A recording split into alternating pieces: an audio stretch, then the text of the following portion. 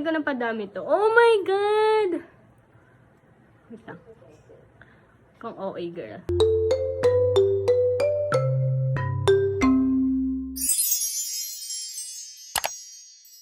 So, hi guys! Kumusta? So, as you can see, bago akong ligo. And, magpe-prepare lang ako kasi biglang hiningal ako. Kasi pupunta kami ng bahay ng mama ko. And, ihahatid ko lang kasi yung dryer niya. And, magsisimba lang kami.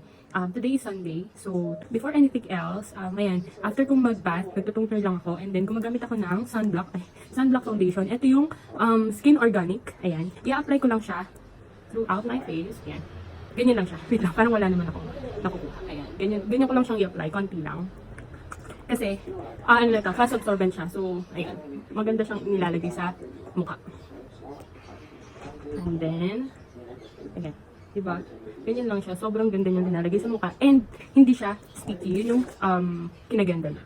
Tapos, meron akong nabili sa TikTok shop. Ito siya. Inopen ko na siya actually. Yung Focallure na red wine. Ayan. Ang shade nito is B01. So, ito try natin siya kasi nakikita ko siya sa mga ads. So, hindi ko alam kung maganda ba talaga to or ano lang siya, hype lang siya. Though, ano to, ginagamit ko nung dati kong ka-work sa BPO. So, yun. Try lang natin siya. Bubuksan ko lang, di ba? Lang, ha? By the way, nanonood pala ako ng movie. Kung naririnig nyo. Yung One Day. Pinanood nyo na ba yan? Series siya. For me, maganda naman yung, ano niya, yung movie. I mean, yung series. Ayan. So, dami kong sinasabi. So, ito siya. B01, again, ang in-order ko. Hindi ko in-order yung pink kasi feeling ko hindi siya bagay sa mukha ko. So, ito try lang natin siya. Yan, ang ganda, oh. Ang ganda ng ano niya, packaging niya. Idadapt lang natin siya dito. Hindi ko alam kung tama yung ginagawa ko, Kasi first time ko, ang pigmented niya. Yung ganda niya. Tama ba ako maglagay ng blush on? Sorry ha, ganito lang ako maglagay ng makeup. Diretso na siya. Wala akong ginagamit na sponge or anything, just my hand. Yan. Yung ganda niya. Nakita niyo ba yung difference? Kasi usually, pag nagba-blush on ako or naglalagay ako ng blush on, yung lip tint ko lang, yung lip and cheek. So, ayun, yun lang siya. Pero ito kasi, pang blush talaga siya. Ayan. So, dagdagan pa natin dito. Feeling ko kulang pa siya. Ay, parang napadami naman. Ayan. Feeling ko napadami to. Oh my God! Basta. Kung OA girl. Matatakpan yan. Pero, advice ko lang is, pakonti-konti lang ang paglagay. Para naman akong ano dito, Pikachu.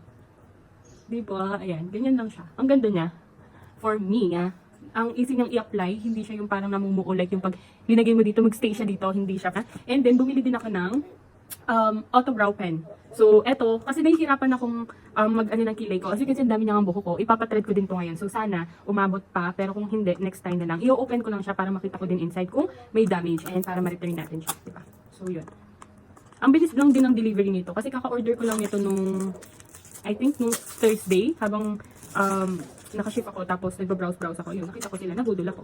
So, ito siya. Ito yung sa loob niya. Ito yung packaging niya. Ang ganda ng packaging nila. So, sobrang mura lang din nila magbenta ng items. Ayan. So, dito, paano ba to? Wait lang ha. Hindi natin alam kung paano. Oo, ito yung brush.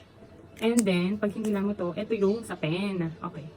Ayan, ang ganda. Color, ang shade na kinuha ko dito is 02. Ayan. 02 yung hanapin nyo. So, pag linagay mo siya sa ano, ayan siya. Ito yung shades niya. Ayan. Nakikita nyo ba? Tama ba ako shades? Ayan.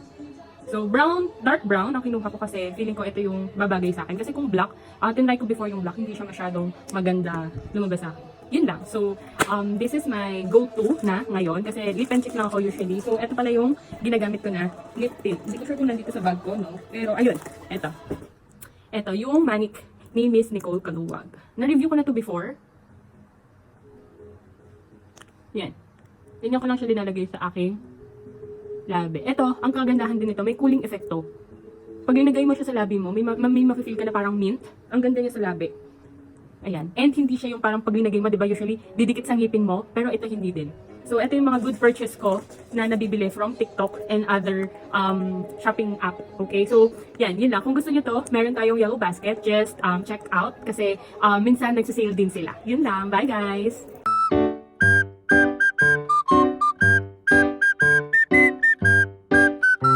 Finally, we're here. Di ba ang bilis lang? Sinong familiar sa simbahan nito? Ito yung go-to church namin ever since college. Dito ko lahat pinagdarasal. And for me, natutupad lahat ng wish ko. Yun nga lang, pagdating namin, tapos na yung misa. Meron din pala sila dito lighting of candles kung saan pwede ka rin mag-pray and mag-wish ng mga gusto mong sabihin kay God, of course. Pagkatapos namin dito, umalis na din kami. And pag-decided namin pumunta sa SNR kasi bali-balita, naka-sale daw sila. Hindi natin sure yun. Pero yun nga, nabudol tayo. pinag-usapan lang namin ni Mr. Tarok ay bumili ng pizza dito. Umikot lang kami, naghanap ng mga nakasale na wala pang sahod. Charis. As of now, yan pa lang yung laman ng cart. Best reco ko yung chicken nuggets nila sa SNR. Sobrang sarap. Yung hash browns nila. Syempre, hindi papalampasin ng muffin. Saktong-sakto new bake sila, kaya kumuha na din kami. Nag-iisipan ko pa kung 4 or 6 ang kukunin ko. Pero syempre, dun tayo sa 6 para mas marami. Check lang din si Mr. Tarok ng meat, kaso wala siyang nagustuhan. And ito yung nakita kong comforter dito sa TikTok na naka-sale daw. So, kumuha na din ako. And time to check Masaya na naman si Madam. Pero, ayan, konti lang naman yung kinuha namin and hindi talaga kami nagpabuti. Bumili lang kami ng pizza and ng makakain. And then, aalis para agad din makauwi. Kasi yahatid pa namin yung dryers sa habang naglalakad ako, sa kasamaang palad, chinelas ko, gumibap na. Diba? Saya. So, yun na nga. Nasa bahay na kami na ihatid ko na yung dryer. And of course, hindi mawawala. Visit ka sa nanay. Syempre, merong paabot yarn. Alam nyo na yun. Charis, habang pauwi kami, nadaanan namin to. Pero daming tao, kaya na-curious kami. Dito to sa Pius Street Cafe sa May San Fernando, Pampanga. Ito yung point na nasasakyan na lang kami naghintay para sa order. Hindi na kami nag-dine in. So far, yung in-order namin, sobrang sarap niya. Kung itatanong nyo kung babalik ako, yes, babalik ako.